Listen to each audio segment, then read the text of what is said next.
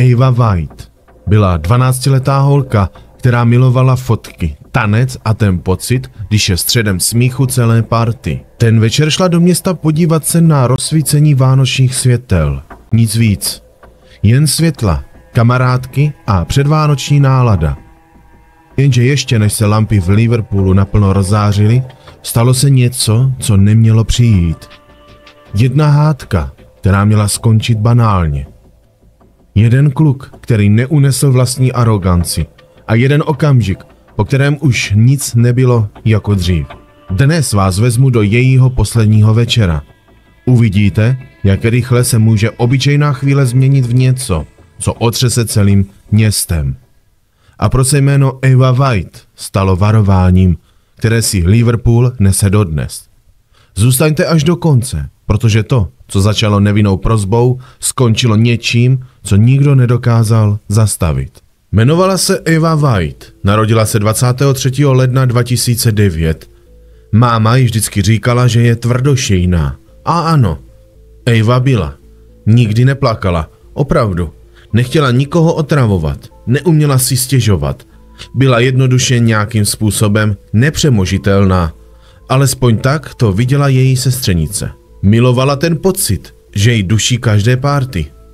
Ten smích, ten chaos, tanec, plavání, gymnastika, blbnutí v akvaparcích. Ano, byla posedlá focením. Neustále zaplavovala maminčin telefon selfiečky. Chtěla, aby měla vzpomínky, aby viděla ten její velký, veselý charakter. Její rodina, máma, táta a sestra na ní byli hrdí. Byl 25. listopad 2021, vzduch byl chladný, ale Avu hřál pocit očekávání. Město ožívalo. Byla to ta noc, kdy se rozsvítila vánoční světla v centra Liverpoolu. Vydala se ven s partou kamarádek, kterým bylo od 11 do 15 let. Cítila se dospěle a svobodně. Byli tam, hrstka jich, uprostřed tisíců lidí. Všechno bylo zářivé, hlučné a dokonalé. V té chvíli netušila, že světla, která přišla obdivovat, budou poslední, které uvidí. Přesně ten večer se její život srazil s někým, kdo byl jen o pár let starší a udělal něco, co už nikdy nešlo vzít zpět. Město bylo plné lidí, dětí, rodin. Ava s kamarádkami tancovali a bavili se a popíjeli potajmý alkohol. A pak, celkem náhodou, narazili na partu chlapců. Jeden z nich, Harry, byl dost arrogantní. Zastavili se a začali se bavit tím, co dívky dělají. Najednou ten chlapec vytáhl telefon. Začal je natáčet bez jejich souhlasu. Chtěl, aby vypadali hloupě, směšně. Chtěl z nich udělat vtip pro své sociální sítě. Avě se to nelíbilo. Byla zvyklá postavit se za sebe, postavit se za svou partu kamarádů. Smaž to, žádala ho. Byla naštvaná, velmi, ale on se jí vysmál a místo toho, aby video smazal, ho zveřejnil na Snapchatu. To byla ta hranice. Chtěl, aby vypadali jako idiotky před celým městem. Hádala se s ním, byla to ostrá konfrontace. Byla plná adrenalínu a hněvu. Všimla si tehdy, že k ním přistoupil nějaký starší chlapec a měl v ruce velký nůž, ale hned odešel. Ava chtěla jen jednu věc, smazat to video. Bylo to ponižující. Zkoušela mu vzít ten telefon z ruky. On se bránil. Nebála se. Věděla, že je vyšší než on. Byli zhruba stejně těžcí. Zmlátila bych tě, jsi menší než já, řekla mu. Nechtěli být za hloupé na internetu. A tak je Ava a její kamarádky pronásledovali. Naháněla ho. Chtěla to vyřešit. Možná kdyby věděla, čím si prošel, jakého měl otce, jaká byla jeho minulost, možná by couvla. Ale ona to nevěděla. Věděla jen, že musí chránit sebe a své soukromí před arrogantním spratkem s telefonem. A to byla Avina osudová chyba. Nevěděla, že ten chlapec žil v prostředí násilí, že jeho otec byl ve vězení, ani to, že ho netušila, že má ADHD a podezření na autismus. A že jeho matka zoufale prosila o pomoc už od května 2021. Pro ní to bylo jen chování mimo kontrolu, hněv, ignorace. Nevěděla, že kouřil trávu, že měl už předtím problémy s policií a stal se otupělým vůči kriminalitě a nošení zbraní. Najednou se začali strkat. Vypadalo to jako dětská bitka, nějaká potyčka o ten prokletý telefon. A pak se všechno změnilo. Byl to jen okamžik. Cítila náhlý pronikavý chlad. Něco se stalo. Nestihla ani pochopit, co se děje. Bolelo jí to, jen věděla, že musí běžet, musí pryč, musí se dostat pryč. Než se otočila, než se chystala utéct, zasáhli znovu. Všechno se to stalo přesně v 8 hodin večer. Chlapec vytáhl ten nůž, o kterém dřív nevěděla. Byl to jen okamžik, jen sekunda. Všechno se zastavilo. Cítila, jak se jí podlamují nohy. Utekl. Chlapec věděl moc dobře, co udělal. Věděl, že ho bude hledat policie. Ale toho nezastavilo. Zatímco se Eva potácela a držela si krk, zatímco bojovala o každou sekundu, on odhodil nůž, vyhodil do koše bundu a šel do obchodu. Dokonce se v obchodě usmíval na selfie. Eva se mezi tím potácela v tom davu a padala pomalu k zemi. Díky bohu za policisty, kteří poskytli první pomoc, než přijela záchranka. Vzali ji rychle do nemocnice. Snažili se, tak moc se snažili. Ale Eva to věděla.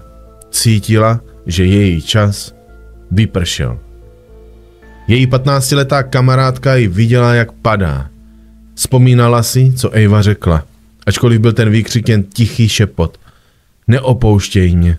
To byla její poslední slova. Neopouštěj mě. Když to udělal, on a jeho přátelé jednoduše odešli.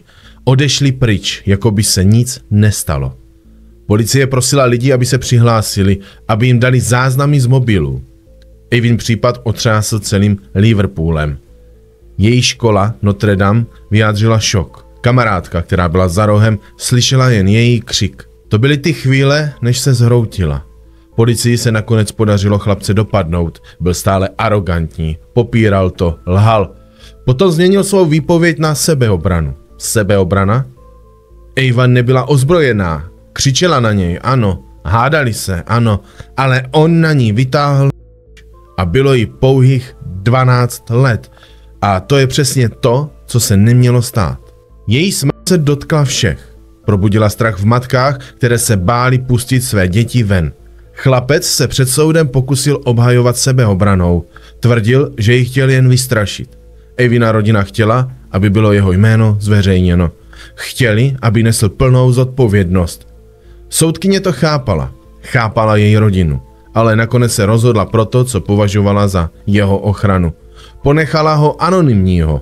Nakonec jeho jméno ale vyplulo na povrch. Byl to Harry Gilbertson. Paradoxem je, že zatímco on dostal ochranu, jeho vlastní rodina musela kvůli jeho činu opustit Liverpool. Byl vinen z vraždy. 24. května 2022 byl ten chlapec odsouzen. Dostal doživotí s minimální dobou 13 let ve vězení. Jeho osud byl ovlivněn jeho dětstvím, jeho ADHD, jeho traumaty. Soudkyně to zohlednila. Její rodina a přátelé tam seděli, křičeli, plakali, třásli se. To bylo to jediné spravedlivé vítězství, kterého mohli dosáhnout. Když rozsudek přečetli, chlapec si jen zabořil hlavu do dlaní. Možná konečně pochopil.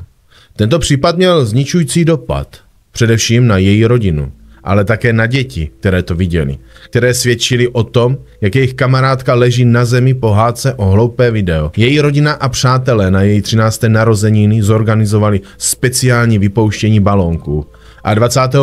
února se konala charitativní akce. Všechny peníze šly na pomoc jejím blízkým v jejich žalu. V den Eviných 15. narozenin dorazil synovci matky Evy šokující vzkaz. Ze zdánlivě falešného profilu na Snapchatu mu byl zaslán obrázek Harryho. Na fotografii pózoval s kříženýma rukama vedle jiného muže. Jehož obličej byl zakryt logem. Druhý muž měl navíc zvednutý prostředníček. Matka fotografii okamžitě nahlásila. Bylo jí vysvětleno, že Harry používal ve vězení iPad pro vzdělávací účely a že v systému, který mu umožňoval přístup k internetu, došlo k chybě. Zároveň bylo řečeno, že fotografie byla pořízena během návštěvy.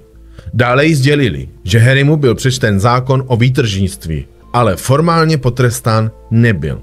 Když matka obrázek uviděla, cítila se opravdu hrozně. Byla to rána pod pás a další projev bezostyšnosti ze strany vraha její dcery. Narážela na skutečnost, že zatímco její dcera nemůže mít žádné další vzpomínky a fotografie, její vrah si klidně pózuje na sociálních sítích. Paní White vyjádřila hlubokou bolest nad nespravedlivostí. Vrah její dcery stále může žít a dýchat, zatímco její Ava nemůže. Uvědomovala si, že matka pachatele může snít o tom, jak se její syn jednou ožení a bude mít děti, ale ona sama tyto chvíle s Avou nikdy nezažije. Tato ztráta ji přivedla k aktivnímu boji. Založila nadaci Avy White, která od té doby poskytuje stovky sad pro zastavení krvácení. Díky těmto sadám se podařilo zachránit nejméně 6 životů. Hlavní silou, která ji pohání dál, je touha udržet Avino jméno všude kolem, aby se na její dceru nezapomnělo. Udržování jeho odkazu vnímá jako to nejdůležitější. Ava nikdy nedospěje, nikdy si nesplní své sny.